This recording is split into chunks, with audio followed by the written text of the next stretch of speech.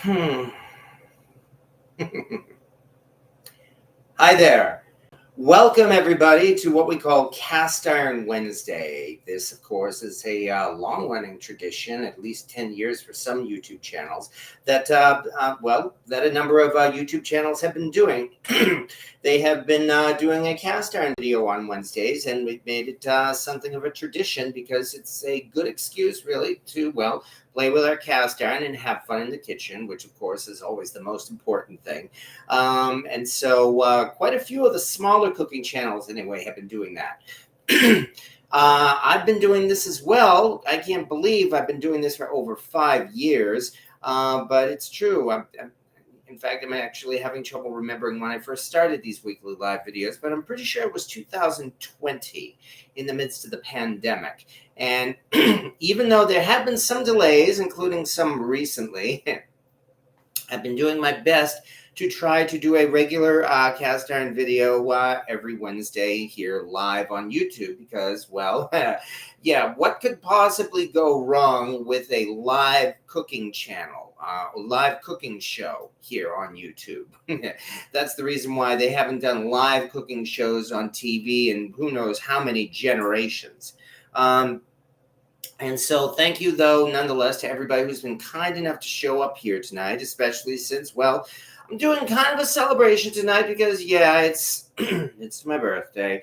And so as a result, I'm going to be cooking a little bit of a celebration for that. We're going to be doing a steak and cake tonight. I think I forgot to update the channel description or video description of this video tonight. I think I had said initially that I was going to do a cornbread, but no, I am actually doing a full-blown cake, although it's going to be a nice and simple pound cake. And that at least gives me an excuse to show off some of the cast iron that I have been seasoning over the last couple of days. So, yes, and hello to everybody. Oh, hello to all the folks who are here who have shown up to say hi. Hello to everybody. Hello to Clico, and hello to Thomas, I still can't pronounce it right, Magnani, I think. And hello to Fatty Meats and William Hurt and Pip Gorn and Flash 1499. Hello, Frank Marullo, and hello, Ed Giffles and Corey Clark, and hello, Calamity Jane and Rocket Caver. I understand, Rocket Caver, you're in and out, but that's okay because, the Aurora Borealis sounds like you're going to have a lot of fun tonight. We have been having snow, very, very light snow for the last 3 nights and days, and it is raining right now, so we are definitely not going to be seeing the Aurora Borealis here tonight. So instead, I'm here in my kitchen cooking. Oh, good, I pronounced it right. I'm very glad to hear that. But like I said, we are getting started here with some cooking. So if I can, and thank you very much, Clico, and thank you very much, Corey Clark, and everybody else for the wishes. Because, I'm, as my family and friends know, I don't say very much about my birthday. But nonetheless, as I said, I was going to show off some of the cast iron I've been seasoning over the last couple of days, and I'm going to be cooking in some of it too, because, I've finally taken the time to start cleaning out all of that cast iron that's collected in the lye tank over the spring and the summer and the fall. I remember I cleaned out the lye tank at the beginning of spring, and it really wasn't that impressive. This time, it's definitely been more impressive. For starters, as I mentioned already, I posted a video today that it seems like someone or something in my kitchen has finally come out of the lye bath and is seasoned. And I've just finished the 3rd seasoning, in fact, and he is not quite cool enough to pick up with my bare hands. Where did I just put those gloves? Okay, I had them right here, and my gloves seem to have disappeared. Well, I will have to get out another pair then, the dirty pair, so to speak. I'm positive I had the gloves right here. All right, well, nonetheless, we will have to live with these.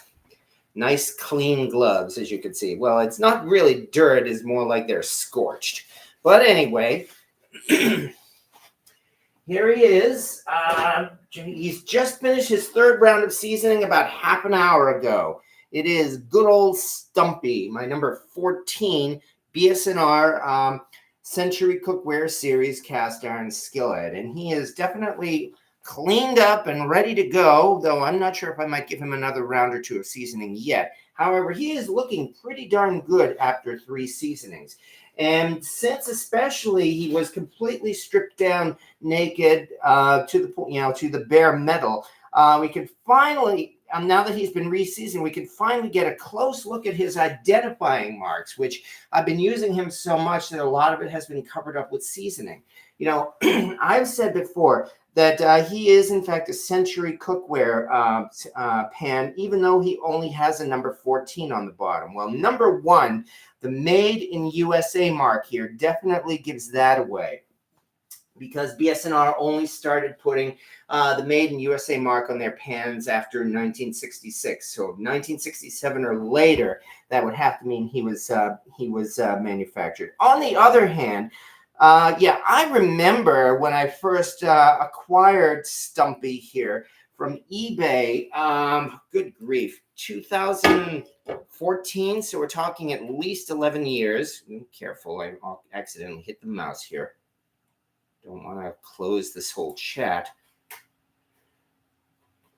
Okay, anyway, when I acquired him at first, I thought he was a Red Mountain pan, largely because it was the number 14. I have since learned in the years since then that BSNR did in fact continue to use their Red Mountain patterns for their larger pans for at least a few years after they switched over to automated production in the later 1960s. So that means that the number 12 and the number 14, and apparently some of the number 10 as well, only had a size number, even though all of their other pans had in fact transitioned to the newer BSR markings, the ones that say NO, number 8, number 12, or whatever, number 8, and they give an exact size number too. I hope this thing hasn't paused. I seem to have highlighted. There we go. So, so that really definitely means I can identify Stumpy here as having been made somewhere between 1967 and maybe 1970 or the early 1970s at the very latest. So he is just about as old as I am, or maybe a couple of years younger or so. But nonetheless, of course, it's not just because of that. It's because I've gotten an enormous use out of this great pan here. And that's why I'm so glad to have old Stumpy here back in the kitchen, especially since Thanksgiving is coming in just a couple of weeks. And that means good old Stumpy here is going to roast the Thanksgiving turkey once again. However, I'm hoping by this weekend he is also going to make the annual garbage cookie, because I still have my leftover Halloween candy to use up. And Stumpy is not light, so I'm going to have to put him down right now. Okay. All right. My favorite skillet, BSR number 14. Yeah, best pizza cookers ever. Yes, exactly. If you have scorched gloves, you probably have cast ironitis. Yeah, that's not a bad one in itself. That's for sure. Okay, I had better, so not to start a BSR fight, but mold is possibly Red Mountain, but produced in Century era. It's certainly possible. I'm not going to disagree with that. I mean, I know they've got this silly argument going on about whether any such one of these pans is a later Red Mountain or an early Century. And when the fact is that it is practically impossible to identify the difference. Although this particular one, Stumpy here, is definitely Century Series, and I've already explained why. Because of the Made in USA mark, and also because of the mill marks. Oh, one other thing. He has beautiful swirls here, but I'm not sure if the light and the seasoning will show it very well. But he actually has a really glass smooth surface on the inside. When I pulled him out of the lye tank and started cleaning him up, that had an incredibly smooth surface there.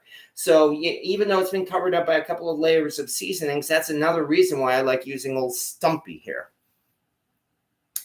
I sell every single 14 I can get my hands on. Oh yeah, you get an enormous use out of a big cast iron pan like that. Let me see a couple of others. This I have this one that's already heating up on the stove because I'm going to be making a steak in this, so I definitely need these gloves for this.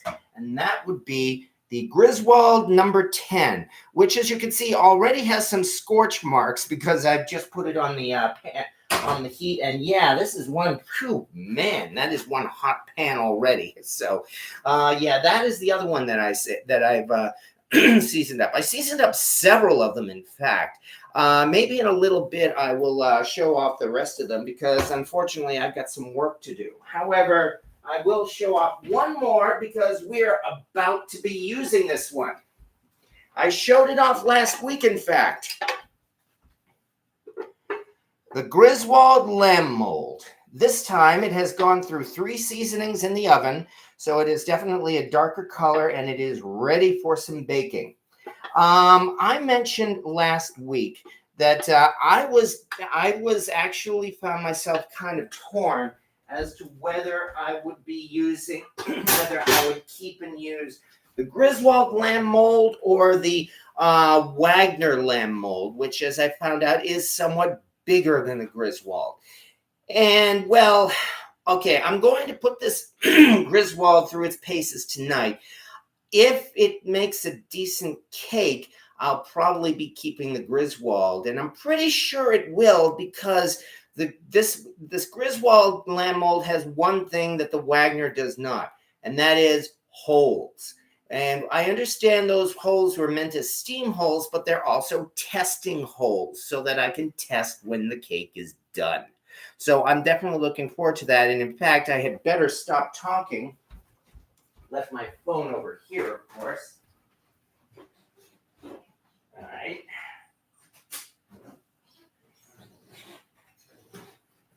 And let me put this on airplane mode just to be sure that there's no disturbances. Come on, do this right, why don't I? There we are. And let's bring up the recipe, even though it's nice and simple. Here we are for a nice and basic pound cake. I found out just a few minutes ago that I am out of lemon extract. So it's not going to be a lemon pound cake. This is going to be more generic vanilla pound cake. The oven is already heated up to 350. However, it's nice and simple and really should not be too difficult at all. So let's move over here. Let's get the camera over here. As always, we're taking you folks on a roller coaster ride, largely because I think it would be more interesting to look at this than to just simply look at me preparing this thing from a distance. All right. So here we go again. Okay. We start out with, maybe I should have measured the ingredients in advance. Oh well. 3 cups of all-purpose flour. And anyway, doing it this way demonstrates as well how easy it is to bake at least a generic basic cake from scratch. Because I know everybody loves their box mix, but as I said, because it's so easy and the results, I think, taste so much better. I mean, I am definitely still baking my cakes from scratch whenever I can. Come on. Of course, it would help if I measured it correctly. There we go. 3 cups of flour. This is your basic pound cake. So as you can see, I'm not even worrying about sifting it. At least not tonight, because I don't want to take forever on this. Okay. 3 cups of flour. Now, 1 teaspoon of baking powder. Oh, baking soda here. I brought out the baking soda, but I guess this particular recipe does not use it. So, let's measure out 1 teaspoon of baking powder. That was easy. Close this up right away. I know everybody talked about chaos in my kitchen, and I'm trying to keep that to a minimum. And half a teaspoon of salt. Yeah, keeping it to a minimum, like I have to be sure I don't accidentally spill the salt container into the bowl, for example. Here's a half teaspoon of salt.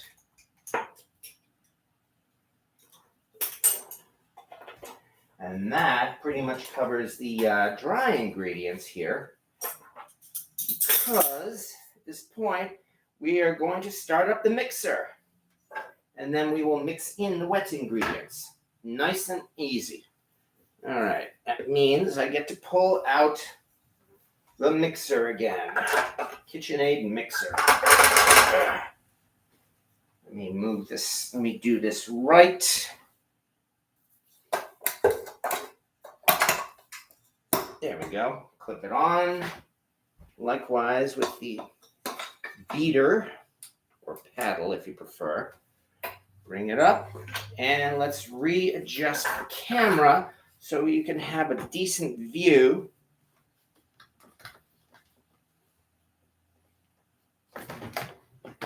There we go. That's pretty good, and there's room for me too.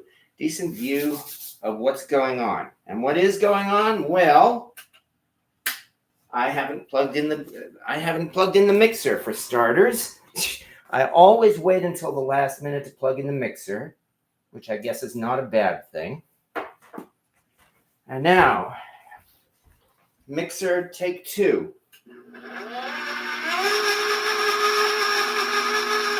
Hey, I'm getting mine too for Christmas. I'll never use it. Don't need another dust collector. Yeah, exactly. So I just got the Wagner lamb. I'm gifting mine for Christmas. That's what you said, Cynthia. Okay. Well, everybody has their own choice, and yeah, there are some cast iron items that I practically never use also as well. I've got to use my waffle iron more often for starters. And what did Radagast say here in the comments? He mentioned, oh, nothing else. Keep both sheep. I'm considering the amount of times I've used this lamb mold, like Cynthia just said, I'm not sure if I should keep both of them. I mean, there are some things that I do want to keep both of them, like my BSR deep fryers, but the lamb mold, I'm not so sure. Anyway, we've got this thing getting all mixed up here. Oh, wake up the mosquitoes. Oh, fortunately, no mosquitoes here now. Thank goodness. We're past that time of year. All right. Now, back to business here. Okay. We now have 1.5 cups or 3 sticks of butter, which I've melted previously already in the Lady Best saucepan. Not completely melted, or maybe it did, I'm not sure. Oh, it looks like it did. Okay, we'll manage. That means we'll have plenty of liquid in this. That's good.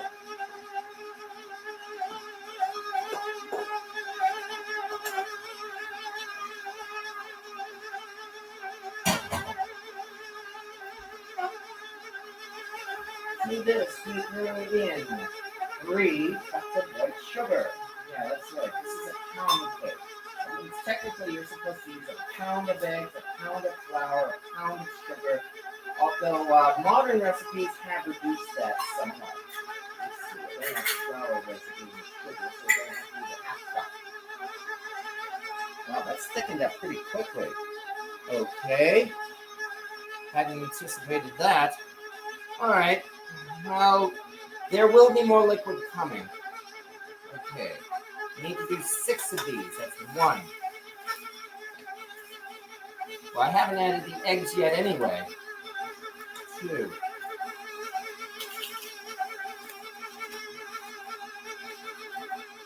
3, and I hope I didn't skip the eggs. 4. Actually, I know what I did. 5. I should have put all the wet ingredients together and then added the dry. Well, we'll have to manage. 6. Oh well. As they say, we'll make it work. But now after this, it is time to add the eggs. That should help put some liquid into this. Actually, in fact, I'm going to stop this for a moment and crack the eggs into a bowl. Gee, it's almost as if I've learned a couple of things over the years.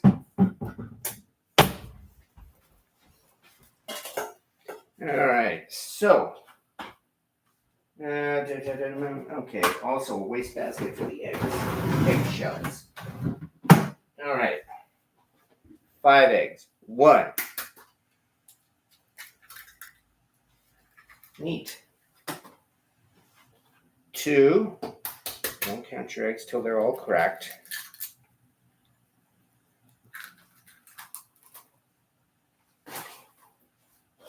3.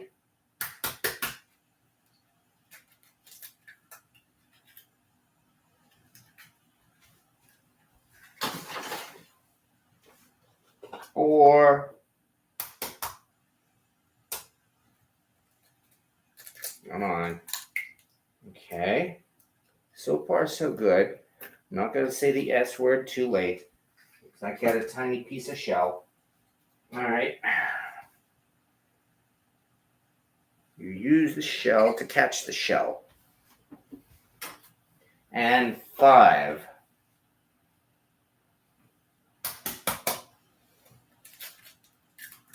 There we go. And that's why I put the eggs in a bowl. Hey, like I said, I have learned something. So, back to where we were.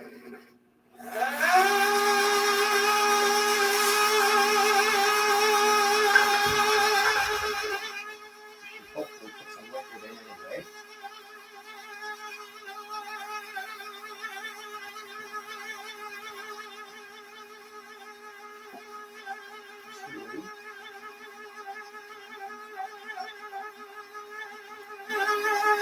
Three, 4, and 5.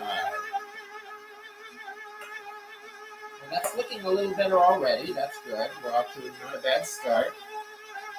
We only have a few more ingredients to go anyway.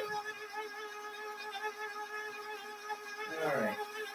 Namely, throw in vanilla extract since I don't. Oh yeah, it's definitely changing the consistency already thanks to those eggs. I'm going to use 2 teaspoons of vanilla extract because this is going to be a vanilla kind cake. Looking much better already. Especially since now we're at the last ingredient. 1 cup of buttermilk.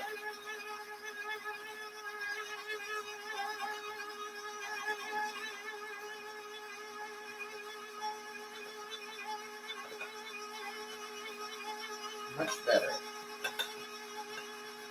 Anyway, I was saying earlier how easy it is to make cake batter. And as you can see, fortunately, I haven't had to eat my words yet. Okay, flour, baking powder, salt, butter, sugar, eggs, vanilla extract, and buttermilk. Okay, we are good. That means don't want to mix it too much, but that means now it's time for the lamb mold, because I found this out the hard way one of the first times I started using a lamb mold. Namely that I tried preheating the lamb mold pan.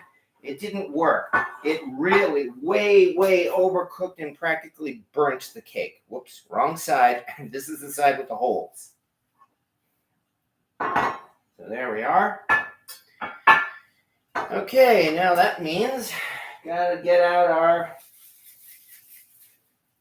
artificial baking spray. All right, let me see what I'm missing here. I've never seen a Red Mountain size 14 skillet, not in person, not in photographs. I assume they live. I had a Red Mountain skillet, Ed Giffels. Look on my channel. I actually briefly had a Red Mountain skillet, and in fact, I compared it to Stumpy. There are definitely differences between a Red Mountain skillet and a Century cookware skillet. As I said, just look on my channel and you will find it.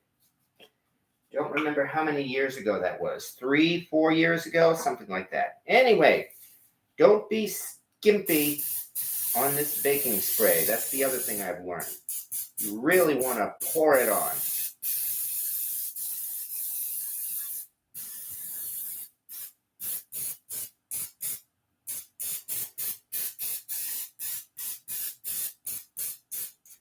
I gotta say, Pam doesn't seem to make me start coughing the way Baker's Joy does, so that's something too. All right, but let me mix this a little bit more. Just a little bit, and in goes the cake batter. Well, let me lower this. Get rid of this. Oh yeah, here comes the part where a guest needs to lick the paddle. That's gonna have to come later. All right. However, I'd use my finger anyway. Oh yeah. Chef's privilege. Okay. Now, because this thing is so small, I'm fairly certain. Let me center this for you. I'm fairly certain that that there's way too much batter for this mold. So I will have to prepare. I've already prepared for that. Because you're only supposed to fill it to about level on this. Careful here. I also don't want to spill it all over the place. Maybe a little bit more. Because, of course, have to do the ears. Come on.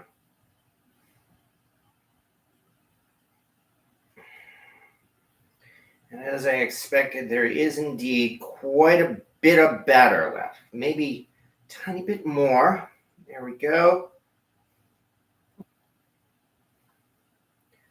I should probably not take any chances and just stick with this. Don't worry, the extra batter will be used. But, there we go. Oh, I should probably spray the other side too, just to be safe. Careful. Just spray the other side because who knows what could happen. That also means some of the spray is getting through the holes. But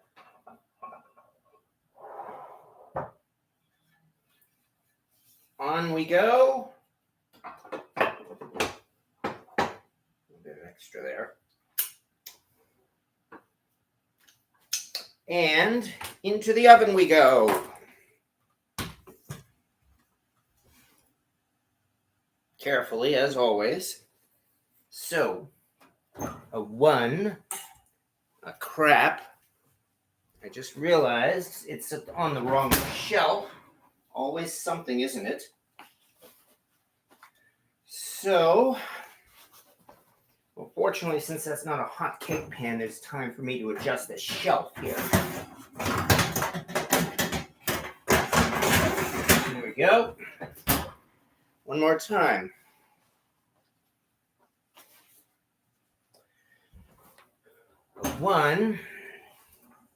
2, carefully.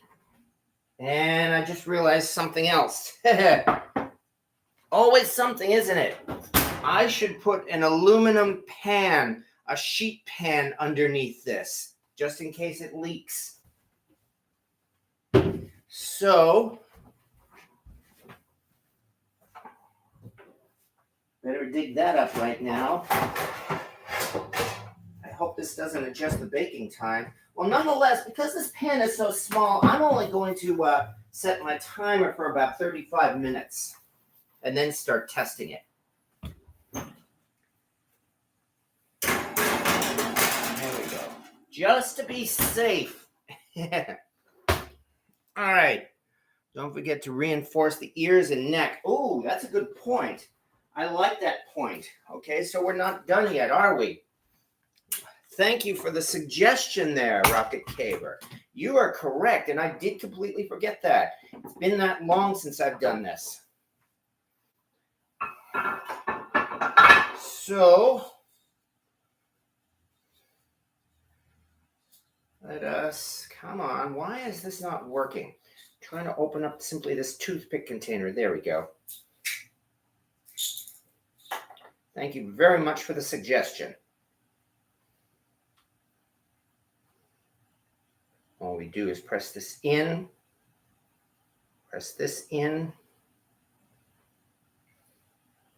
put this here. I forget, but I don't think it would be a problem to have one more toothpick.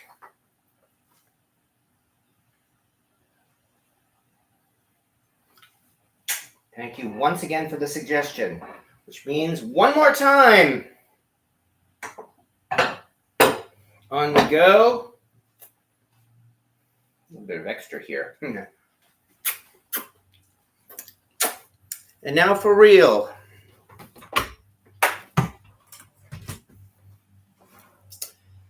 Okay, I think this time is the real thing.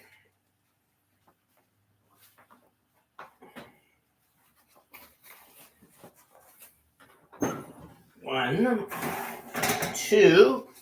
This is not a hot pan, so I can use my bare hands. Carefully.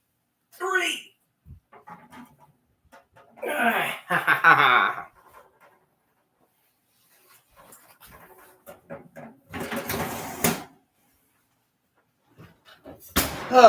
And now set the timer. You know, I don't know. I've had my oven for a couple of years and completely forgot it has a timer on it. Don't want my shirt to catch on fire either.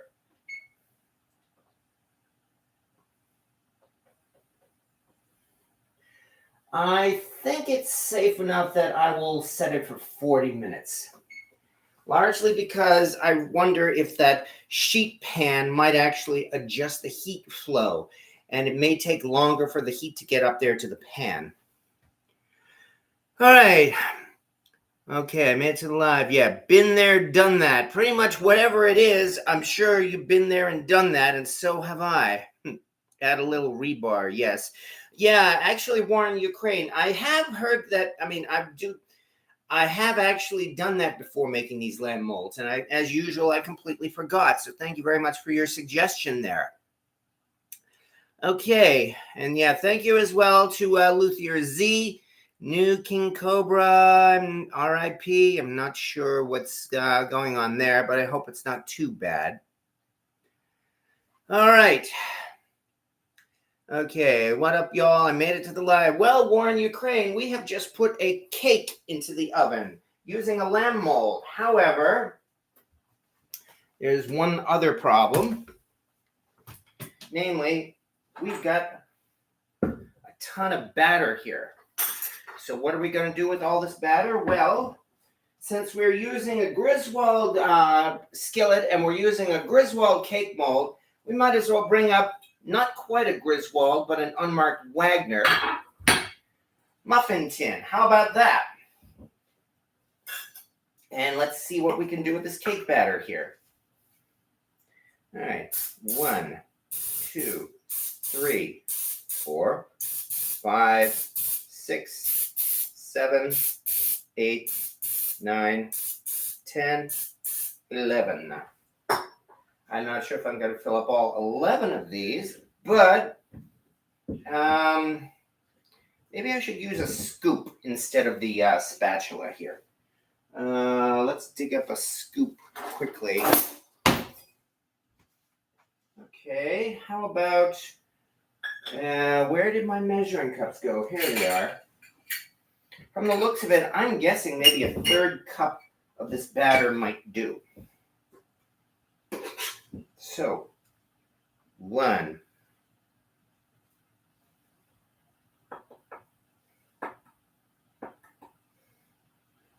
This cake rises very well, so that might be all I need. 2.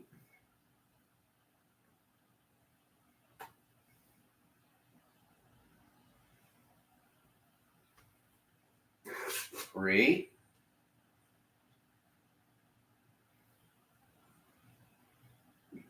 And the last one worked pretty well. Come on, come on, come on. 4.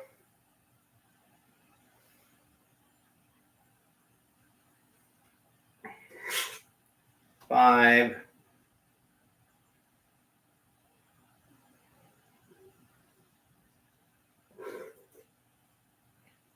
6. And you know, I might just very well be able to fill up this whole cake pan at this rate.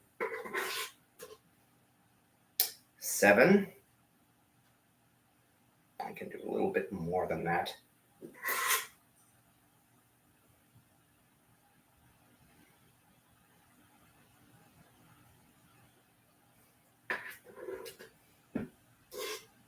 8.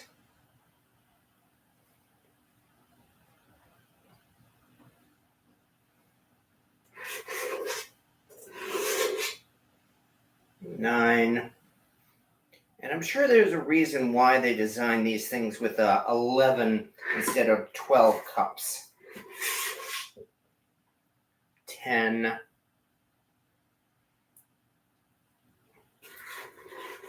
A little bit more, in fact.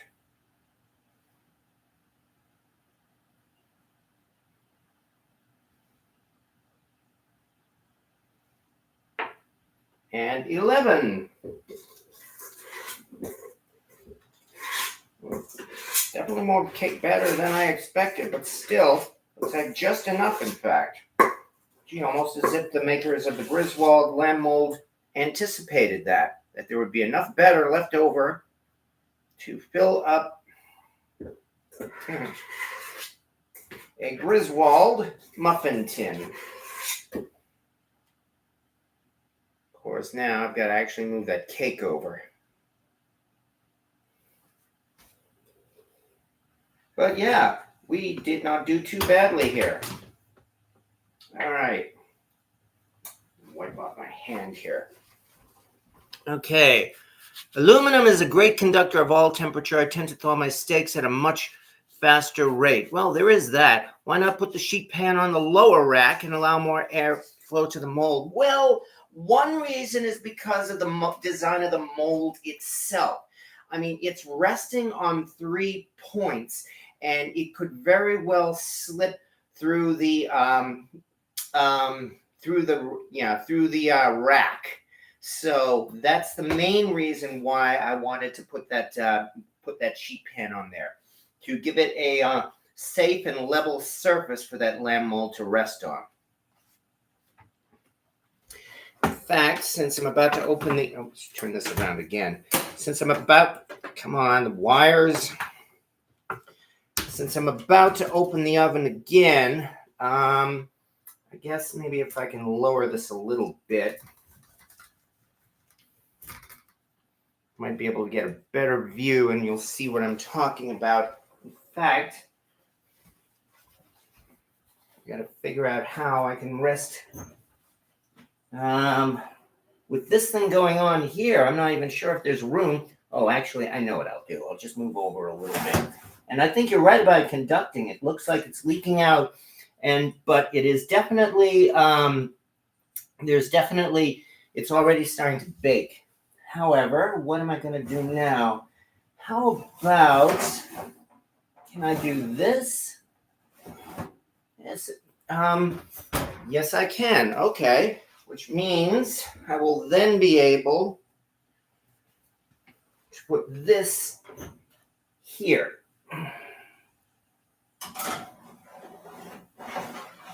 And voila. All right. You need a disher to simplify and speed portioning muffins and cupcakes. You're probably right, but I don't really make the muffins and cupcakes very often. This is my first time using the muffin tin in probably more than a year or so. Okay, but we have gone this far. Oh, thank goodness. And we're only about 40 minutes in, too, so that's not so bad. Meanwhile, the timer has 33 minutes to go here. Aluminum is a great conductor of all temperature. I use it to thaw out my steaks. No, we said that part already. No paper cups. Yes, I forgot the paper cups. As I just said, I don't make cupcakes and muffins very often. Otherwise, I certainly would be using the paper cups, because I do know that that's really helps to keep them from sticking. But here's hoping that the Pam does the same thing. At least that's my hope. And thank you very much, Homestead Aquarius. Yeah, this is my first time using a Griswold lamb mold, and I'm hoping that this cake turns out well. Currently, we have 32 minutes left on the timer, so there's plenty of time yet. In fact, there's so much time here that I probably don't even need to make my steak. In fact, I'll turn off the heat just for a few minutes or so, to make my steak for probably another, I don't know, maybe about another 10 minutes or so at least. I mean, steak doesn't take very long. The steak probably will take less than 10 minutes or so to do. All right. Don't need paper as well as you season your irons. Well, unless it's freshly seasoned. That is, I actually, as I mentioned already, it's been at least a year or so since I used that cast iron muffin tin, unfortunately, or muffin pan. It's not a tin. I mean, I did, of course, wash it out tonight, to make sure it was clean and everything like that. But I'm hoping, nonetheless, that those muffins don't stick. But again, all we can do is find out. Okay, meanwhile, while we're waiting, I think you folks would like to see cast iron rather than see a view of the oven there. So that may look a little better. In fact, I could probably even raise this camera again. There we go, especially since we're going to be focusing on this pan here in just a few minutes or so. But yeah, here we are. So far, the result of the new seasoning as well. As I said, over here on the right is Stumpy. Over here on the left is the Griswold number 10, which it looks like the heat has already scorched the surface already. So definitely, I'm going to have to cook in it to make sure that the seasoning isn't damaged. And over here on the back is the Lady Best saucepan that I use to melt the butter. Okay. One thing I did mention is that I've actually done more seasoning of other pans besides just these ones. So now I suppose this is as good a time as any to dig the rest of these out. All right, largely because I'm still running around and doing things. It's taken 2 days to season this particular pile of pans here. Yeah, let me show you the pile of pans I'm talking about here. These are the ones here that I've just seasoned over the past couple of days or so, and there's still quite a few more yet in the lye tank that I need to work on. But little by little, I will be working through these. The question really is, have I gotten, yeah, of course I've gotten my shirt dirty. The question is, what am I going to do with these pans now that they're all seasoned? I've said so many times before, I don't need any more cast iron pans. Well, some of them hopefully might end up being Christmas presents. The others are probably going to end up going into my give it away pile right there. Or more likely, I'm actually thinking, even though we're getting into late November towards December, I might go to the flea market, the indoor flea market that is, and set up a booth one day and probably sell off some extra pans in my collection. I'm so tired of seasoning and cleaning and seasoning. Yeah, I know. For me, I'm way overdue on that. So that's one reason why I've got so many pans here. Don't need paper as well. Oh, no, you said that part already. Here, you'll have a little sale. Yeah, that's my thought as well. But right now, as I said, this is only some of the pans that I've recently seasoned after being in the live tank, and they didn't turn out too badly either. They're in that they're in those videos that I posted over the last couple of days. But here, if you want to see them live, we got ourselves a Griswold Iron Mountain number 5, for instance. And you can definitely tell it's an Iron Mountain for 2 reasons. The Iron Mountain series, of course, had a unique handle that is instantly recognizable. No other cast iron pan ever had a handle like this. And the other is the italicized number 5, because that's not handwritten. They just did it in kind of like an italic style of writing. I don't think they called them fonts back in those days. But yeah, this one actually turned out really nice too. So if I were to sell it, I could probably get a decent price for it. Since I'm not a regular or professional seller, I don't even know what I would end up charging for this, but I suppose I might work on it. Hello, Rich Qualls watching from Southern California.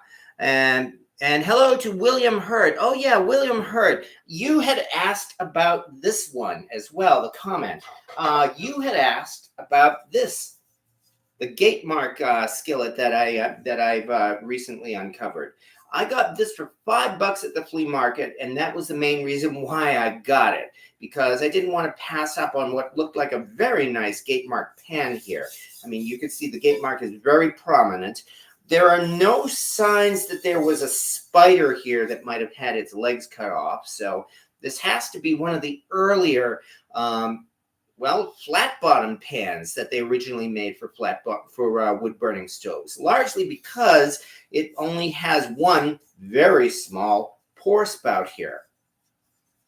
I mean, really, this is not the type of thing I think that they would sell in a in a store, even back in those days. It's hardly appealing, especially since wood burning stoves in those days were something of were a fad that was taking the country by storm. This is why my theory, I strongly subscribe to the theory, I didn't make up the theory, that many of these Gatemark pans were in fact meant as accessory items to go with the stoves. Namely, you bought a stove, they gave you a set of complementary cookware to go with it. And I'm fairly certain that this one is probably one of those. However, wonderfully smooth surface here. And William Hurt, you had asked about the handle. So here it is. As you can see, it is a very simple handle with nothing more than an 8 on it. And it's kind of like a scoop or a divot here on the inside. And that's it. It's not even the type of design we see on many of those so-called generic Gatemark skillets or pans, which actually had a fancier handle than this. And there is absolutely nothing on the underside either. So, I mean, a very simple design, all of which I feel could be considered evidence to suggest that this is an earlier flat-bottomed skillet. I mean, I would not think it would be any later than the 1880s, but that's my estimate. So I mean, I can't make anything more exact than that. And those are the reasons why I feel it might be this way. So now that I have this and it's seasoned up nicely, well, again, I'm going to have to figure out what to do with it. That's for sure. Oh, it is light too. Yeah, no, it is much lighter than a typical modern day skillet of this size. My very lightest pan is my Gatemark fancy handled number 9. This might be thicker than that.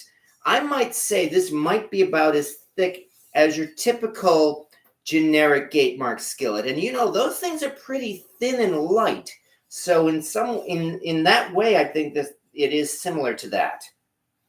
But I really can't provide any more information because there's nothing else I think we could learn about this other than the estimate, as I said, that I feel this might be from the 1880s or earlier. Corey Clark, an old man told me back in the early days, most homestead had a blacksmith shop and they bought cast iron molds and made their own. I certainly believe that because of the number of recasts we have seen in the vintage hunt. That it seems like, especially on the Facebook groups, almost every other day, somebody is coming across an old pan. Can someone identify this? And it turns out to be a recast. And the very large gate mark here might suggest that you might be right, and this might actually be a homemade pan, perhaps. Although it is still flat. I mean, the gate mark does not really extend out or anything like that. So that's not so bad. All right. Let me see. Anyway, as you can see, I got 3 more sitting here. These are more common pans. Although the interesting thing about this one being a BSNR number 7, definitely Century Series. This has a rough surface on the inside, and yet much like Stumpy, the inside was glass smooth when I cleaned it off. And when I say glass smooth, it was an incredibly smooth surface, despite the fact that it had a lot of nicks and scratches. Even the iron itself was scratched. So this thing here had, in its life before this, had definitely taken a lot of punishment. But it still held up like a champ, as you might expect from a BSNR pan, because this thing is definitely thick and heavy. So yeah, but especially because of the smooth surface, this is really something that, again, somebody would get a whole lot of use out of.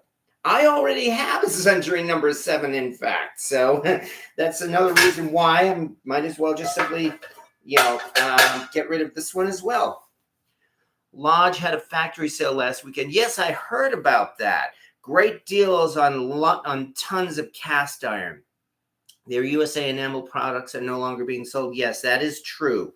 And so far, I really enjoyed the USA enamel pans that are Dutch ovens that I have. I like different and unusual. Well, you're definitely seeing some of this here, that's for sure. That's where the iron, what does that say? Iron umbilical cord was cut when it was born. Yeah, I get it. It's a navel, in other words.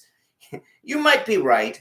I think it's about time, meanwhile, for me to turn the heat back on the stove, but we can still talk some more about this particular pan, about these pans, because I've got 2 more to go. These ones here are interesting, sort of, in that we've seen these things just about every day. There's no doubt about that. Namely, here is a Wagner number 8.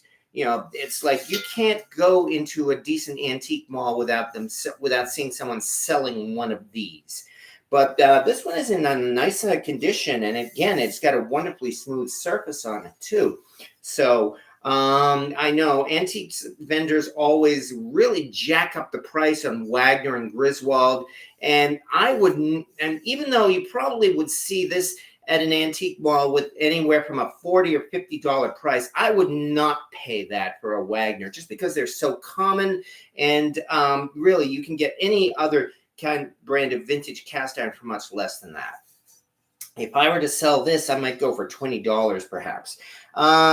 Also, this pan here, and believe it or not, actually, this is something unusual. A Wagner that's not a spinner. So this one is actually not bad, and it's pretty flat too. So I'm actually quite happy about that. Wagner number 8 are like a dime a dozen around here. Yes, exactly. However, this is a decent quality Wagner. So, I mean, as I said, if I were selling this at a flea market, I would probably put a $20 price tag on it myself. Their enamel line was just too nice to be competitive with the imports. Glenn K. About the USA enamel line, It's also probably the fact that Lodge is known for inexpensive cast iron cookware. Even their Dutch ovens, which can sell for up to like maybe $80 or $90 each, that still doesn't compare with like the $200 and $300 that they were selling the USA enamel line for. That may very well have been the downfall of that, the high price. I can only hope that they are not tearing down that huge enamelware line foundry that they spent millions to construct. I really, really hope they're going to keep using it and producing more enamelware, just maybe at a more decent price, perhaps. A little more CIC, don't spin, cleaned and seasoned. Know your worth. Okay, well, Cynthia Wesley, well, maybe 25 then. Okay, yeah. In fact, especially if it's a flea market, I might put a $20 price on it and then haggle down to 20. Maybe that might do. The bottom line did them in, no doubt. I like Wags as much as I do Grizz. Well, yeah, no, I mean, Wagner is really a great pan to use. I mean, there's no question about that. Anybody who uses a Wagner will love it. I suppose the point is that in antique hunting, Wagners are, like you said, they're like a dime a dozen here. On the other hand, check this out.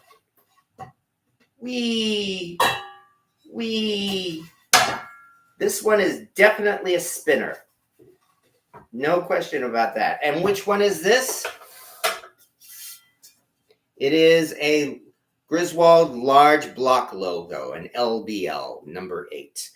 I'm pretty sure this was a heavily encrusted pan I found at the on the highway yard sale earlier this summer. That was one of the ones I took a chance on and felt that I might get lucky. And I suppose in a way I did, if only because it turned out to be a Griswold. If I sound blasé about it, well, only it's because, again, this is just me. I will gladly say that there are some people here who treasure their Griswolds. Not to mention all those antique vendors who, of course, put anything with a Griswold name on it, they immediately slap a ridiculously high price on it. And I have no doubt that even though this one here is warped and it's a spinner, I have no doubt that any antique mall would see this and, oh, it's a Griswold. Hey, let's do 50, let's do 75, let's do $100 for this thing. Hey, yeah, right. But, I mean, this thing obviously, I mean, yeah. But nonetheless, it's still a Griswold. In that despite all that, what else can you say? You know how it's nice and light and relatively thin, and it's got a cooking surface. Actually, I think the BSR has a better cooking surface than this Griswold, too. So, yeah, give me a good old BSR. You can have the Griswold. Yes, exactly. I'm wondering, I mean, I suppose I could try selling it at the flea market, but I don't think that would be fair to anyone who buys it, except maybe a reseller. I might actually try taking this to an antique shop, and maybe I can trade it in for something. I can find like a cast iron pan with, I don't know, maybe a $15 or $20 price tag on it or something and trade this for it. Because I'm sure, yeah, it's a Griswold. Yeah, you could trade for it, or at least that's my hope. Because, yeah, I've got better Griswolds than this. In fact, I've got a better Griswold sitting here on the holy cow! Sitting here on the counter right now. Oh, and by the way, before I forget, the cake timer has 15 minutes to go. So yes, I am actually, thank goodness, I've got that oven timer going. However, I do believe it is time to go for the next part of this little supper I'm making here. Let me turn the camera around. How did I do that? Oh, yeah, like this. Duh. Here we are. And that, of course, would be, let's have some steak. All right. Let me see. By the way, let me get out my laser gun. Come on. Why the hell am I having trouble finding things? Here it is. This is at a nice 470, 480 degrees. All I have to do is crank up the heat a little bit, and this thing will be over 500, and so we're ready to make ourselves a steak here. Anyway, speaking of Griswolds, this is a Griswold number 10, which is not a spinner, and I'm actually quite pleased about that. You better check on your cakes. Oh, you mean the cupcakes? Okay. Yeah, actually, let's do that, why don't you? Good point. Because even though the timer is for the cake, the cupcakes, who knows what might be happening. Whoa! They're not done yet. You can tell already because they're not brown, because the tops are not brown. But check this out so far. Let's try to do this right. Don't you just love the roller coaster ride I take you on, folks?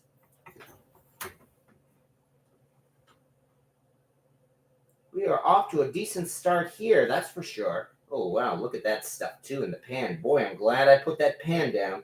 But, yeah, that's not a bad start, I think, for these cakes. You're probably right. I would say probably within 5 or 10 minutes, it's likely that those cupcakes are going to be done. So thank you for your suggestion of checking on the cakes. I think I'd cry if I chip it. Oh. Okay, I just got a 6-quart Dutch oven for around $100. Oh, I see. You must be talking about an enamel Dutch oven. And yeah, I know the feeling as well, Glenn K. Some brands of Dutch ovens, enamel Dutch ovens, do seem to chip very easily. Others do not chip quite as easily. For example, Lodge Cast Iron actually is a pretty darn good quality Dutch oven. I have seen Asian-made Dutch ovens that craze very easily and chip very easily. Like, for instance, you know that brand Tramontina that they sell in Walmart? It's a good enamel Dutch oven. It does a good job, but I find it chips pretty easily. So, however, I'm pretty sure you don't have a Tramontina because I don't think they're selling those for $100. All right. Having said all that, maybe I might wait on the steak until the cake comes out because that way, we only have a few more minutes yet before those cupcakes come out. In fact, there's something I should do. I should start cleaning up my mess here from preparing the cake so that there will be room when those cakes come out, or the cupcakes. Let's see, here's a cup. Clean. Let's see, this vanilla extract goes in the fridge. Don't trip on this cord. I've done this before and it cut off the whole live. Again, don't trip on the cord. Okay. Phone goes away. Let me see. And we've got a couple of things of cake batter that I still need to put aside. No, I'm not going to lick that batter. No, not one bit. Sugar and baking soda goes away. Never did use the baking soda. Well, that's not a bad thing. All right, so now at least we have some room here. Better give it a once over with a sponge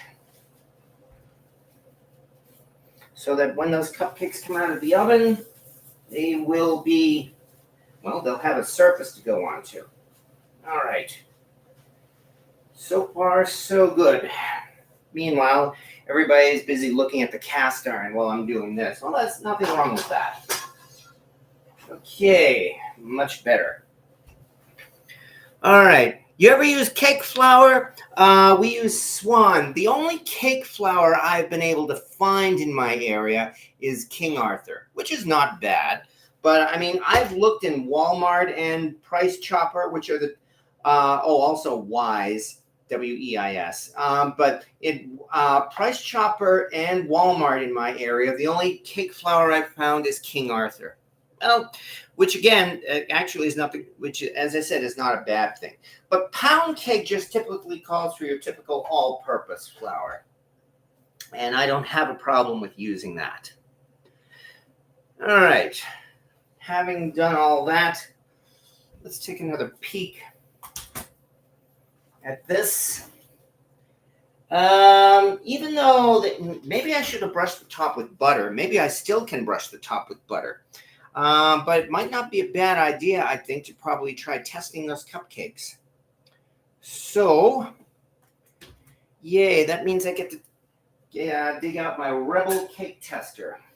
I've told the story about this cake tester here and why it has the word cake tester on it. And I consider it a Rebel ever since I learned that. All right, so let's do this quickly. Oh yeah, I am so glad I put that lamb mold on a tray. You see that? And as a matter of fact, I think we might be good here on the cupcakes. Let me close this again because this cake tester came out dry. So even though it is a vanilla pound cake. That's probably why the top does not look like it's done. Okay, where did I put my other glove? Here it is. Why do my gloves keep disappearing? What am I doing with them? Am I eating them? Okay, I'll be your cake tester. All right.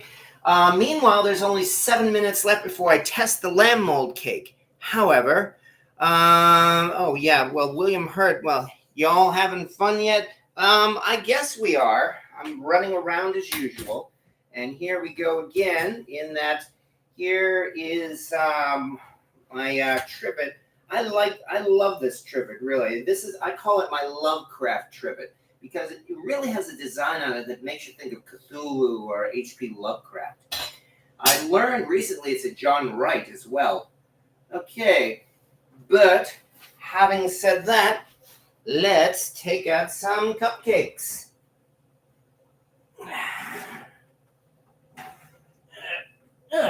Close this again.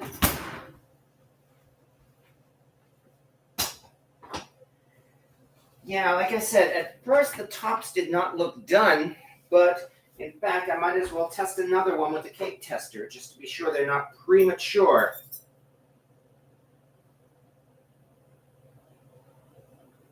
And the answer is no, this has come clean. So we are doing not bad at all. That means I just have to let this cool for like about 20 minutes or so, and then I will do my best to get these cupcakes out. So yeah, whether or not the cake itself turns out good, looks like I'm going to be having some birthday cupcakes. So we've got one success tonight. All right. Cake flour is lower protein, about 6 to 8, also very finely milled. Yes, I know there is a difference between cake flour and a regular all-purpose flour. Where is Ricky D? I better reach out and touch him. Thank God. In super stupid. Yeah, thank God it's normal again. Yeah, things have been super stupid. Yeah, you tell me about that. I mean, after all, I'm the one who practically gave up making videos for like a month or two just because things are so crazy here too. But I promised already I do not talk about my personal drama on the internet. There's some, I'd never heard of it before. Oh, you mean cake flour? Oh, yeah, no, cake flour is pretty well known to bakers. Now, well, like everything else, I call myself an amateur baker because, I love making cakes. I love making things like this, so I'm definitely a baker. A professional baker, I am not.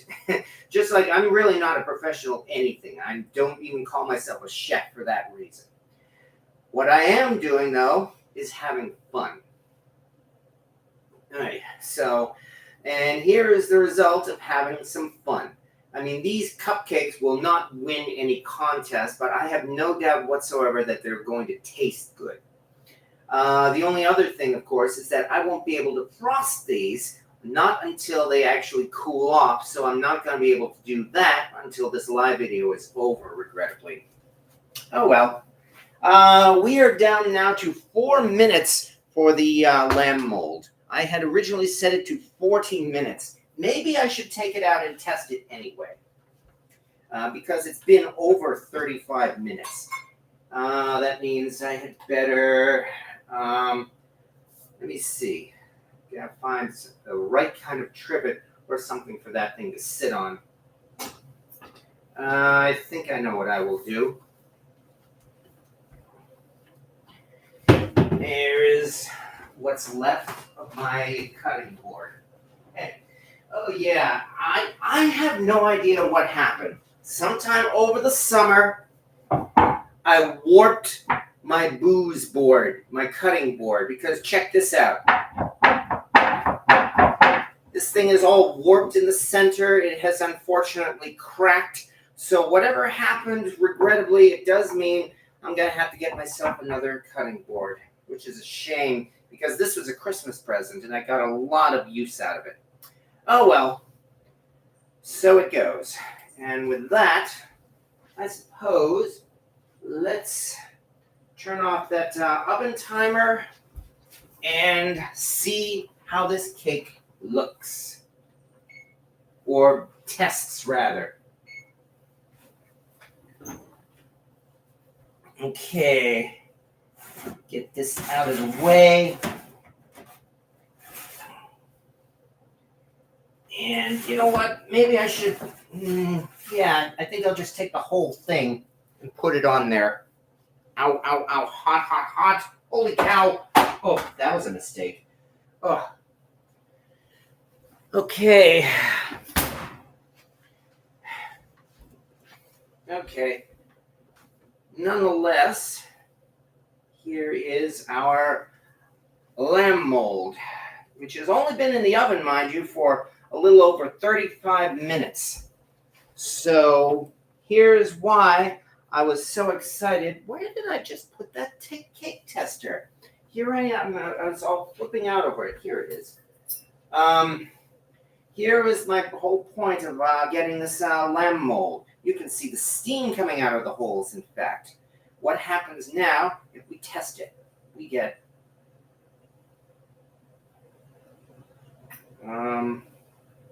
this does not feel like it's done. I'm thinking I'm getting a little bit of residue. And let me try that one more time. I'm not so sure. I mean, it doesn't seem to be sticking to the cake tester, but I don't think this thing feels done. One more with the head. No, it does not feel like it has the consistency of a done cake, I'm sorry to say. So, I would want to put it, I'm going to have to take a chance and maybe put it back in the oven for another few minutes or so. My pounds tend to be very light and fluffy.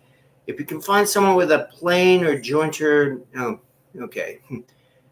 All right. I've eventually warped every wooden cutting board that isn't over 2 inches thick. Yes, exactly. So now you can make strawberry shortcakes. That is true.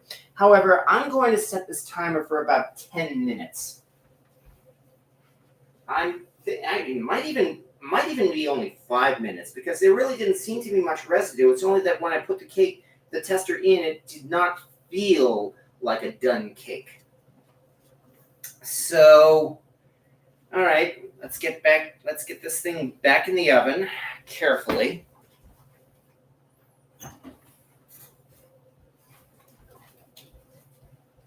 Get this out of the way. Oh, the aluminum is cooling off already. You were right about it being a great conductor. I almost burned myself with these gloves taking it out. Putting it back in is not so difficult. But anyway, if you saw how much stuff had leaked out of that lamb mold, that was really the main reason why I wanted to put it on a tray, and I'm very glad that that happened.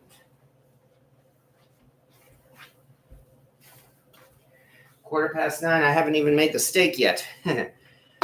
Okay, you could use rubber feet on the bottom of that cutting board if you only wanted to use it on one side to stop the rocking. Well, yes, actually. I mean, I've got those little rubber mesh mats that you can buy at the dollar store, which will definitely help keep this thing from sliding. So, I mean, I could probably continue using it, but I don't know. The fact that this thing is definitely warped, I'm sure this could cause problems in the long run, even when, especially when I try cutting things. So, considering that, I would probably want to just simply get another cutting board. Nonetheless. Okay. I believe that was too fast to take out. Yeah, I know. It had only been in there for like about 35 minutes or so. In fact, I forgot to set the kitchen timer. Let's set it for 10 minutes. That should be plenty. I mean, since it's a smaller cake. Okay, and yeah, Cynthia, let's ask for your advice. It's a smaller cake mold. It is completely encased in iron, all top and bottom. Considering those two things, I'm betting that in about 10 minutes or so, after a total of about 45 minutes, that cake should be fully done. If you know a woodworker, they could run it through a planer. It'd be thinner, but it would be flat. Well, there is that, except, of course, that it is actually cracked, or split, I should say. I mean, it's got a very prominent split here, and another very prominent split here. So, I mean, who knows how long this is going to last as a result. So I'm not just trying to look for an excuse to spend money, believe me, but it might be better in the long run. Okay, doing serious prep on a warped board is no good. Yeah, exactly. All right. Okay, well, almost. However, at this point, as I said, I haven't even done the steak. Well, the steak is going to be easy, at least, and the steak will only take a few minutes. So I think I'll do the steak just before we shut down for the night, which means really it's a question of checking that lamb mold more than anything else. It has about still almost 8 minutes to go. I can turn off that the heater again on that skillet for the moment. Okay. Meanwhile, do you think it might be cool enough that we might want to try popping these muffins out? I mean, I think it's only been like about 10 minutes or so. Usually I wait 20 minutes before trying to take a cake out of a pan. How did you warp that cutting board? I don't know. I don't know what I did. Or I don't want to just blame my house guests who I had over the summer, but you never know. Nonetheless, they may warranty it. Well, I don't think so, because I've had this board now. As I said, it was a Christmas present, and I've had this board for I would guess about 7 years at least. So, all things considered, it's probably out of warranty. I mean, there are some companies that put lifetime warranties on their products. I don't think a manufacturer of a wooden cutting board would have a lifetime warranty on it. Cast iron, yes. I'm not so sure about wood. I'm not too really, as I said, I'm not really heartbroken over it, because I have gotten at least 7 years worth 7 years of use out of it. So that's not so bad. All right. Sand the concave side and apply oil. Yeah, he's saying the same thing here. Did the cutting board go into the dishwasher? I don't have a dishwasher. Funny, interestingly enough, while this is a nice house, it did not come with a dishwasher. But then again, I've never needed a dishwasher anyway. It's largely because so much of my cookware and stuff can't go into a dishwasher. I can't wash cast iron in the dishwasher. I also can't wash my knives in the dishwasher. So, in that respect, I haven't really missed it. All right. Well, while we're waiting, let's start playing with these cupcakes, shall we? And see what we have. Which means we need to get myself out. I've got a spatula around here somewhere. I know I keep saying that. I'm just so organized. But I think you folks know that already. Nonetheless. A little bit here, a little bit here. Of course, the real question is, will they pop out at the bottom? I mean, I did apply that baking spray to the bottom of each one of these cups. Actually, it looks like they're coming.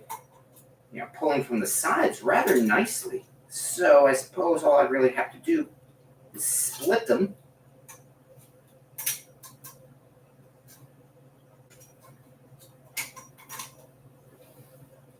A little bit here, and a little bit there. I know I've heard this thing before. He's here, he's there, he's everywhere, so beware. I don't remember what it is. Oh well. Okay, don't want to ruin these cupcakes either. And, well, I suppose no time like the present. Let me check a couple of comments as well. I've got 2 dishwashers. One is currently fast asleep, and the other is in the kitchen next to my sink. I'm a woodworker, and I know that board can be salvaged. If you know anyone who does woodworking who could fix it for you, I have to say I don't personally, but I suppose it wouldn't be difficult to find a woodworker in this area. I live near a fairly large town or city. All right, well, let's see what happens if we try to turn over these cupcakes, shall we? And the result is not very good. They're sticking. Yeah. Okay.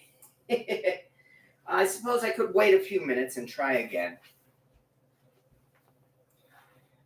Oh, well, even if they stick, I have no doubt whatsoever that they're going to taste good. And anyway, I might be able to still manage to get them out using the spatula here.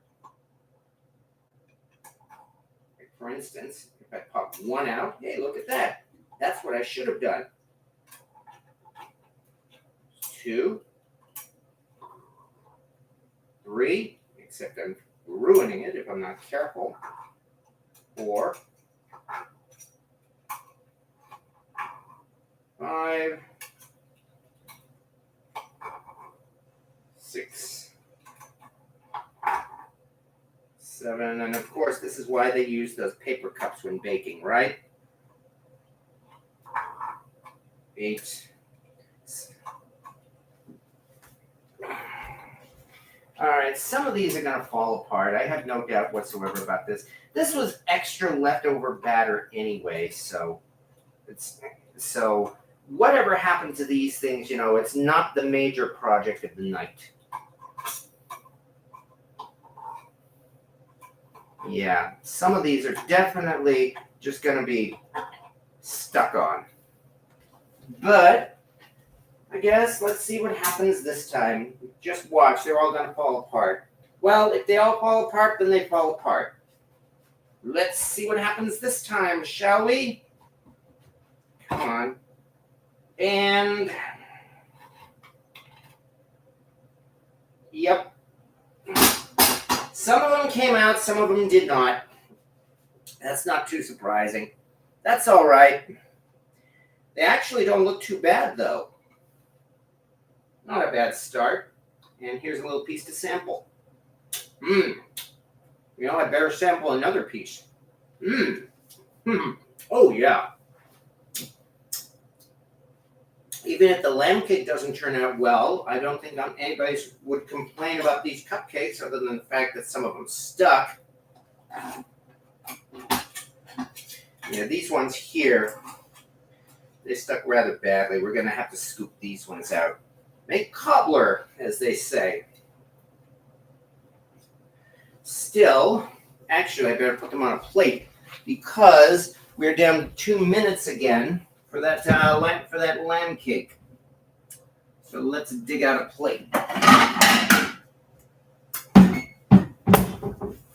In fact, we're down to 1 minute on that lamb cake.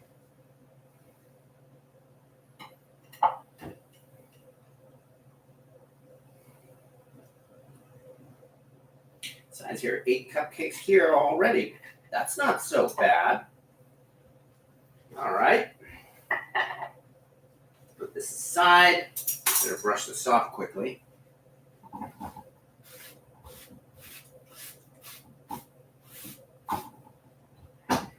And here we go again. Edible is what counts, no doubt. Besides, if kids were here, they would be tearing into all of them. stuck or not. No question about that. Okay. So, 10 seconds left. I'm stopping this now. Okay, which means time again for part 2 of the cake. All right. All right, here we go again.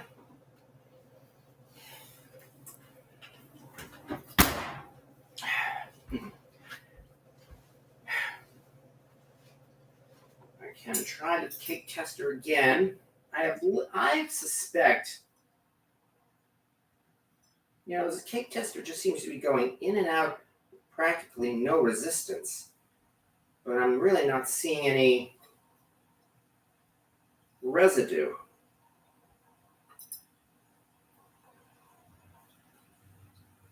So at 45 minutes, I guess I should ask, okay, yeah. Do you feel it might be enough to try opening up the cake at this point? It's been 45 minutes. And edible is what counts. Give her a flip. Oh, we did that part already. I'm debating whether or not this cake is done.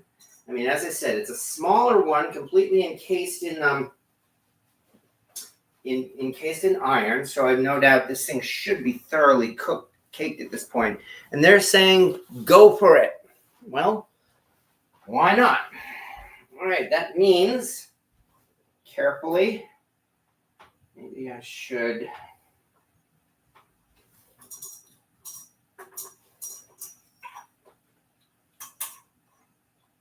Yeah, this thing is kind of stuck on right now, which is to be expected. On the other hand, am I supposed to flip this over? I think I'm supposed to flip it over at this point. So in fact, I should probably put it onto a different platter other than this. All right, let me see. Here's something I did not anticipate, as usual. Well, since I'm already making a mess in the kitchen, I suppose I should get out my other sheet pan. I have 2 of these, both of which were inherited from my mom, so they are precious to me.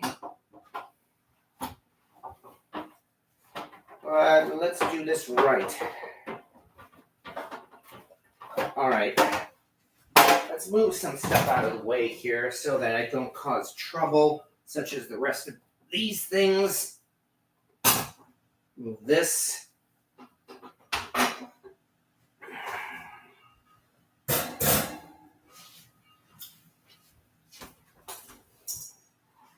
Now I can move this side.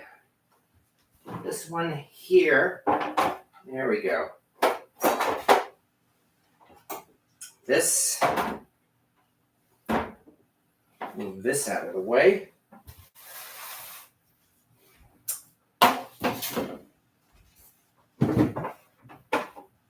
Yeah, I think I'm supposed to flip it. So, be it.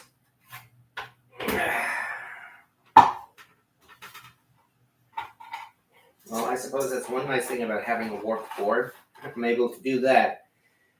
Here comes the moment of truth. Either we've got a cake or we have a cobbler.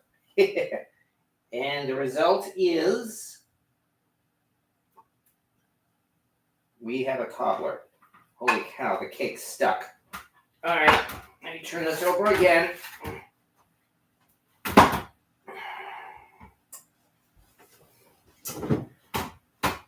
Since I opened it up,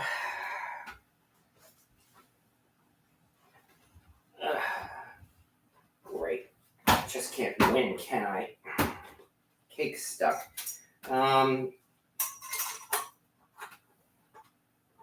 However, no need to panic. That actually doesn't look too bad. That actually does not look bad at all. All right, let's put this thing here for now, I suppose. All right, yeah, I know it's supposed to cool first, Maybe I should let it cool for a few more minutes before trying to flip the other side, perhaps. Okay, let it cool a little. Yes, exactly. You're all saying the same thing.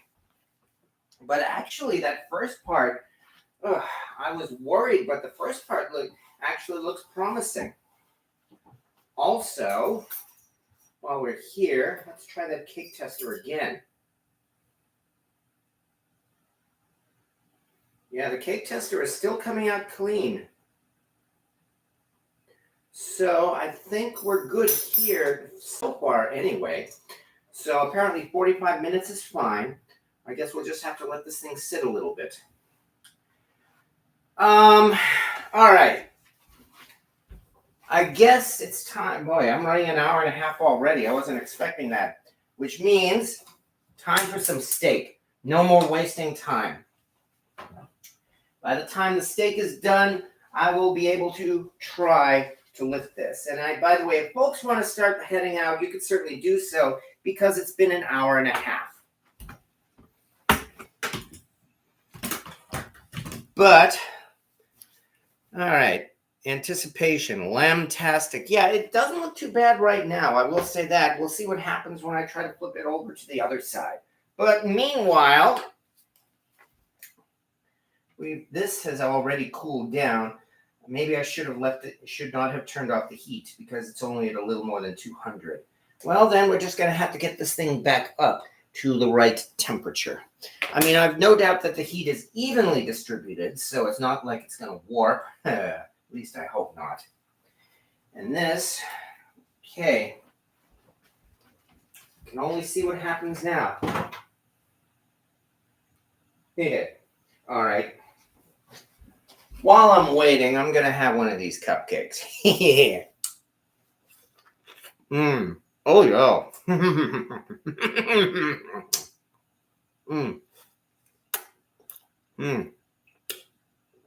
If nothing else, I've got a birthday cake here. I'm too invested in this now. I'm not leaving till I get my steak. Yeah, it's funny. The steak is the part I'm least worried about here. Largely because I have my good old probe thermometer here. Nom, nom, nom.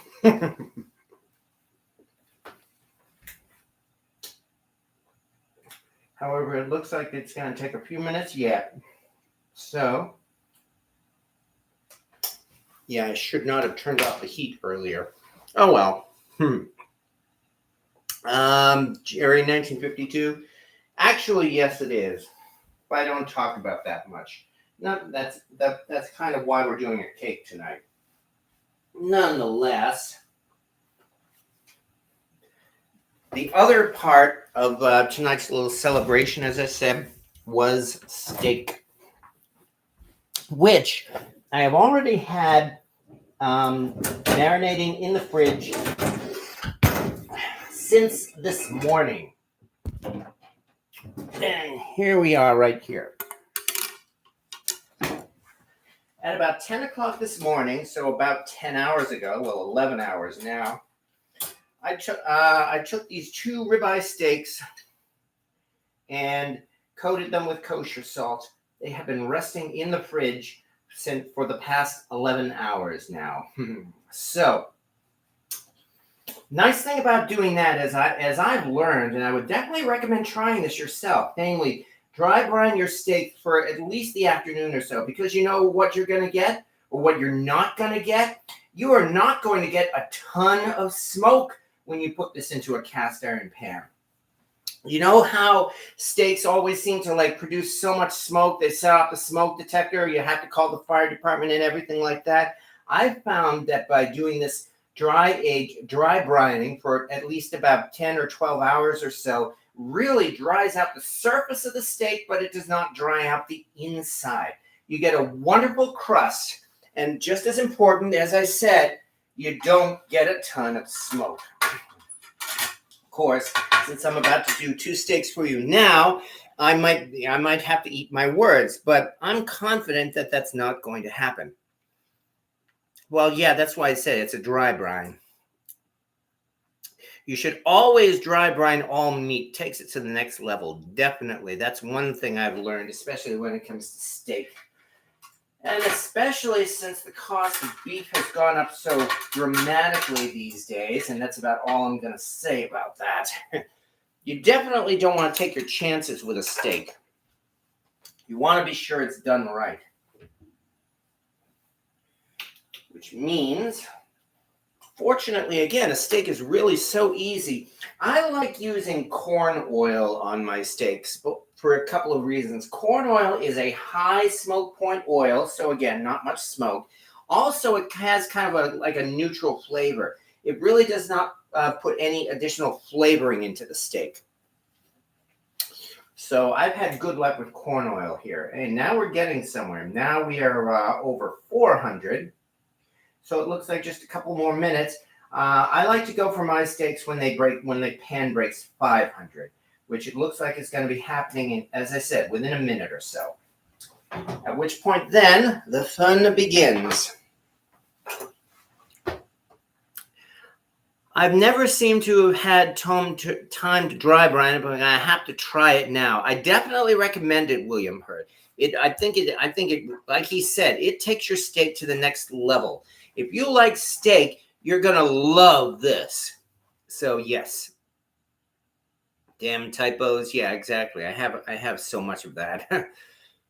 Interest rate. Well, okay, as I said, yeah, as I'm watching, I'm vacuum packaging the treasures I found on markdown today at the meat counter. Oh, really, Keith Brookshire? I can only hope that includes some steak. Because, well, steak is unfortunately gotten ridiculously expensive these days. And like I said, I'm still not going to say any more about that. I know people have complained about me talking about politics here on this channel. I'm not going to be talking about any of that tonight. I'm just here really to have some fun tonight and to, well, cook up a couple of steaks. So, having said that, we are just barely, again, we're still not quite at the point, although it looks like any moment or so, it is just starting to pass 500. And I noticed that there's very little smoke coming from the pan, too. I'm wondering if this is also because this is a newly seasoned cast iron pan. All right, where the hell did I put those gloves in the first place? The ones that I was going to be using here. All right, I guess I'm going to have to stick with these scorched gloves once again. So be it. And that means it is time now to cook up a couple of steaks. And here's why I'm glad I chose the number 10 Griswold. Not only because it was, not only because it's I've just seasoned it, but we have surface space, which is also crucial here. Put in some corn oil. I've been criticized for using too much oil on my steaks, and frankly, I don't seem to have a problem with this. I think it actually gives it a better crust. But that's just me. All right, that means now that I've heated up the oil a little bit, and now we're definitely getting some smoke here. You shallow frying those steaks? Yes, exactly. I've deep fried steak before, and that was good too. However, let's talk more steak. 1 and 2. By the way, I just put it top side down, the side that has been exposed to the air and dry brining. That's why you've got these long marks here on this. This is the side that was resting on that rack.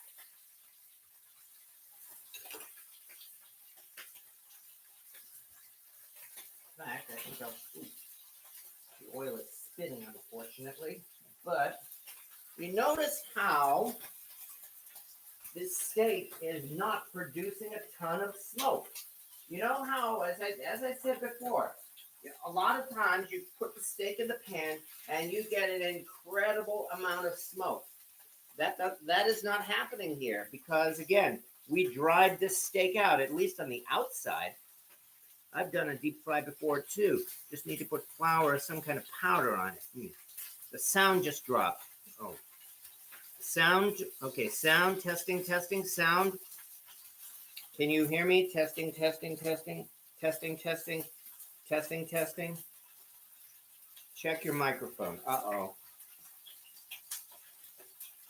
I only hope that this microphone hasn't already run out. We can hear it, but it went quiet. Uh-oh.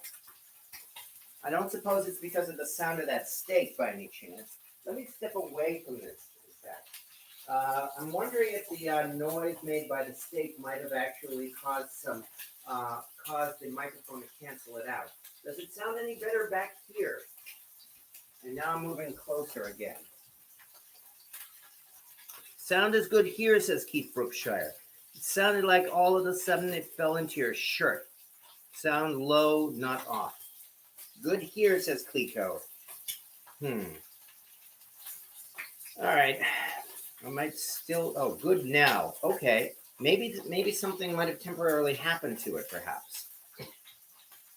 All right. Well, while I'm waiting, let's put this in the sink. Let's also rinse off this plate so I can reuse it. I mean, why waste a plate?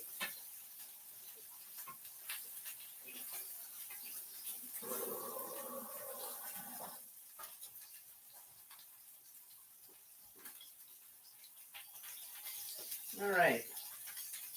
So far, so good. And right about now, I think we're about ready to do the flip.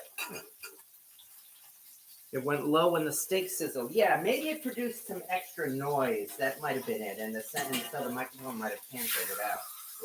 Whoa, that was easier than I thought.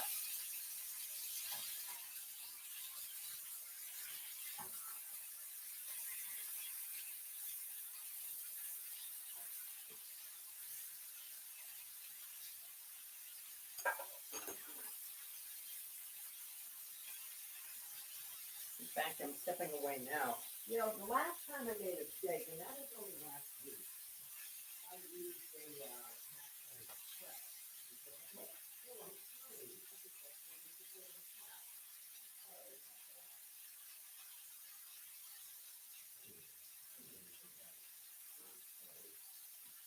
I'm going to have to use these goats. Oh, you'll find out soon enough. Okay. All right. You lost the sound again. Sound just disappeared. Okay. Is the sound back? Hello, hello, hello. Testing, testing. All right.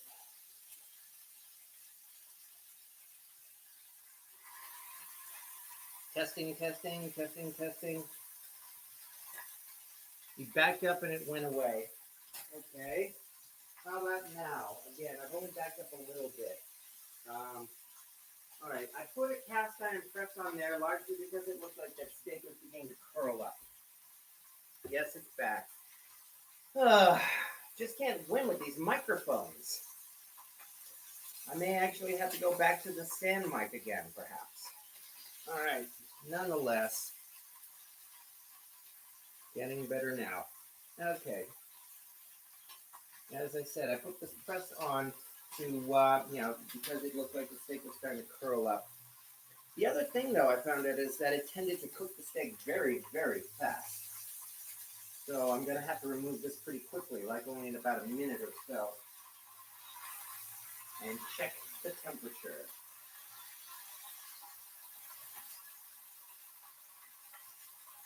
When you walk away, well, then I better not walk away. So it does look like some extra. I don't know if that's smoke or moisture coming off of the steak. As you can see, it's definitely producing moisture.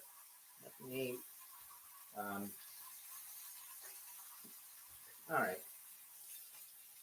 Let's wipe this off. Put this to the side and check the temperature. Because I really don't want to overcook this steak. As you can see, it's only been a few minutes, but holy cow. Okay. Yeah, I think we're good. Man, that was fast. Turn this off. Actually, this didn't do too badly.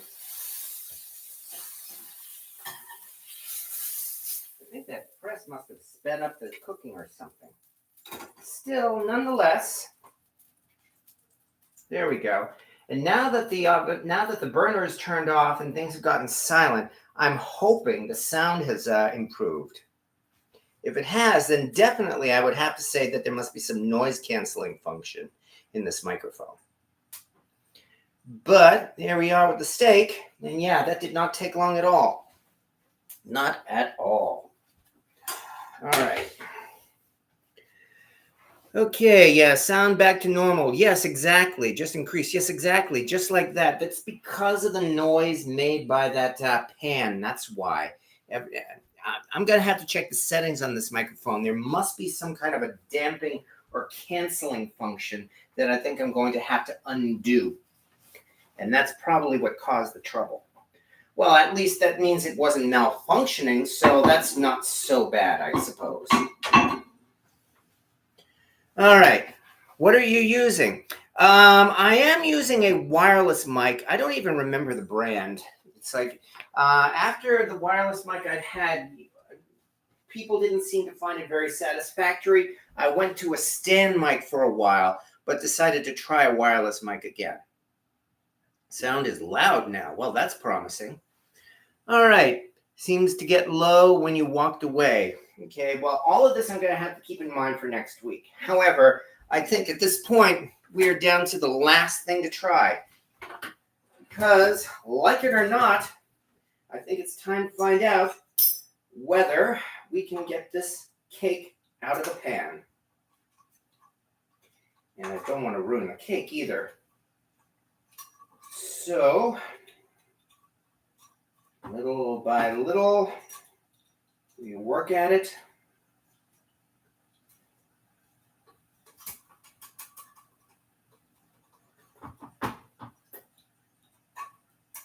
Some here, some here, some here, and especially here, namely the head and the ears. Because yeah, like it or not, the ears feel like they're sealed on, unfortunately. That might turn out to be a problem.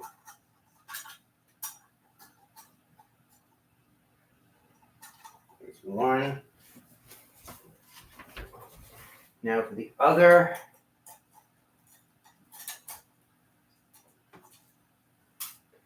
And this is going to be our last adventure of the night, folks, one way or another.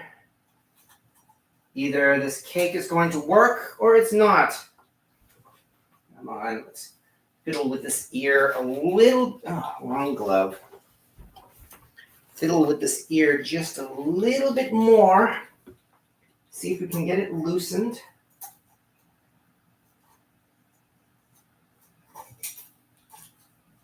All right. And here comes what I have said so many times, the moment of truth. Because either it's going to work or it isn't. So, one way or another, let's see what happens to our lamb cake. And, come on. Damn it. It is sticking. Ah.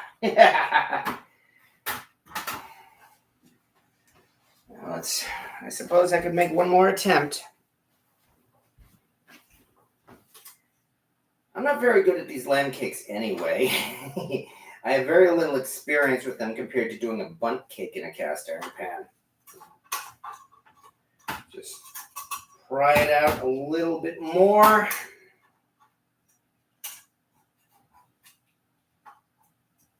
Just hope it's not ruined. Still hot. I still need gloves.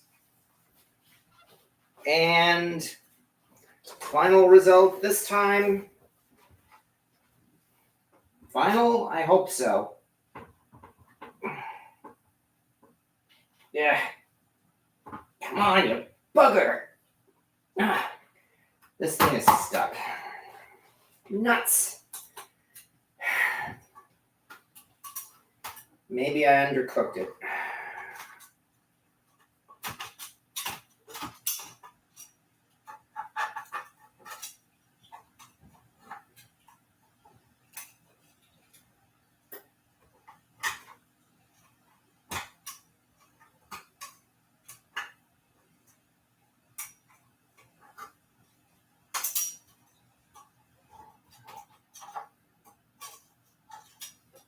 Maybe I am going to keep the other one, the other lamb mold, because I had more success with it.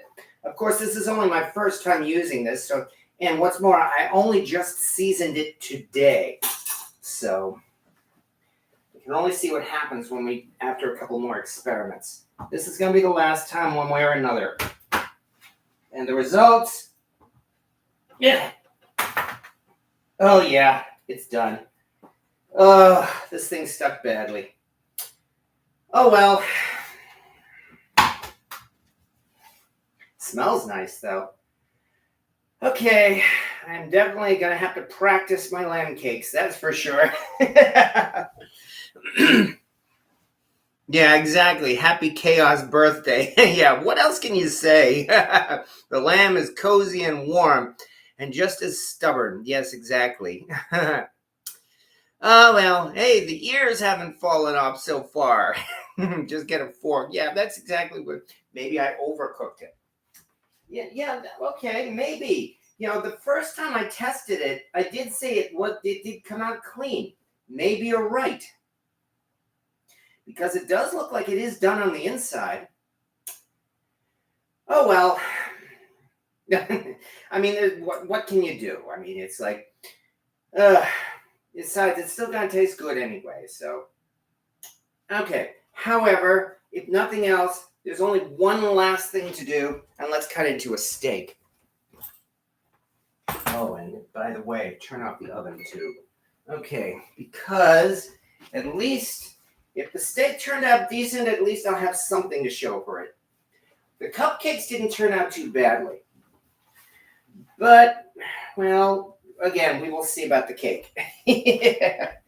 I suppose it is a very appropriate birthday cake for me. So, it's still nothing really to complain about. Okay, let's move this out of the way. Wow, we are running late tonight. I haven't run this late in months, maybe even a couple of years. So I appreciate very much everybody who's been kind enough to stick around this long. But this is absolutely the very last thing that we're going to do tonight. And that is dig out my carving knife. Nice carbon steel Forgecraft knife that I found for $4 at the flea market.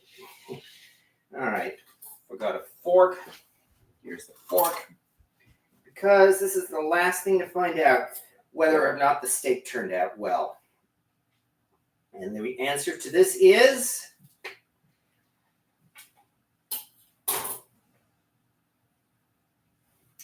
well, not bad. I think I might have overcooked the steak too. Definitely the story of my life, it seems like. However, I'm not going to complain because it's still a ribeye steak. Oh, what a birthday. Oh, well. Nonetheless, not much else, as I said, not much else I can do, and I'm definitely not going to throw out this steak. In fact, I have a piece right now. Oh, yeah. It's still steak.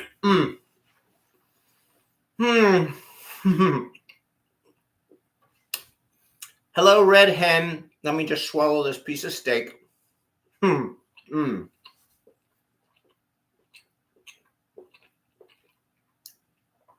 Too much Pam anyway. Next time try Baker's Joy. I think you're absolutely right. But regardless, here we go. If nothing else, I can definitely say that this birthday live has been something of an adventure. I'm not dead. And you know what? You know, I've said many times, in cooking, there are a few disasters and many learning experiences. And I think tonight we can definitely call a learning experience. So I can only appreciate everybody, though, as always, who's been kind enough to stay here for this long, because this certainly took a lot longer than I expected. We can only see what happens next week, because I'm going to be doing all this all over again. And does there seem there's some kind of a line or something, a brightness right across here? I hope that's not my monitor or the webcam. Okay. Yeah, why not? Everything else is going wrong. Okay, all right, but anyway, nonetheless, yeah, exactly, Glenn K. I mean, really, my whole point here is to have fun, and I certainly am having fun, because most of the time, at least, these cooking experiments are a little bit more successful. And we can only see what happens next week, which happens to be, well, a week still before Thanksgiving, but we should probably start getting into the Thanksgiving prep and then go from there. Until then, you're not a year older. You're not a year older, only a day older. Yes, I certainly wish that was the case, Kevin Brown. The older I get, the less anything bothers me. Yeah, I'm not letting this bother me. I'm definitely gonna finish off that steak and probably those cupcakes too. So nothing to worry about there. So thank you very much, and still better than the ham sandwich I had. Well, thank you again for the kind words. And thank you to everybody, though, who has been kind enough, as I said, to show up for all this time. Thank you to Cynthia Wesley and Kevin Brown and Red Hen. And nice to meet you, Red Hen, as well. And Warren, Ukraine. Almost time for fruitcake. Yeah, that's coming the week after Thanksgiving, in fact. And William Hurt and Fatty Meats. And everybody else, I found the Thanksgiving. Have I found fruitcake? Yeah, I think I found fruitcake last month. In fact, let me check my records on that. But yeah, it is going to be that time. But right now, well, what's most important is that we all have to go to bed, because tomorrow is another work day, and then we get to do all this over again next week. So thank you again, everybody, for enjoying yourselves tonight. Or at least I hope you enjoyed yourselves. If not, well, you don't have to come back, but I can only hope I've entertained you enough that you will be back next week, because I'll certainly be back next week. And so for that, I guess all I can do is thank everybody once again for being here, and keep safe, everybody. Have a good evening, and we'll see you next Wednesday.